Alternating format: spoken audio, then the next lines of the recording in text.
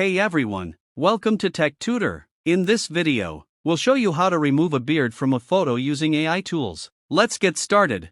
First, choose an easy-to-use AI photo editor that can remove beards. Some popular ones are Remini Web, Fotor, FaceApp, Picsart AI tools. You can also just search AI beard remover online to find more options. Open your selected tool or app. Tap or click the upload button. Choose a clear, front-facing photo of yourself with a beard. Wait for it to fully upload. In FaceApp or similar apps, look for an option like shaved or no beard. The AI will now scan your face and remove the beard automatically. Most tools will show a preview of the clean-shaven result. Some apps allow manual touch-ups to make it more natural. Not happy with the first result? Try uploading a different photo or switch tools.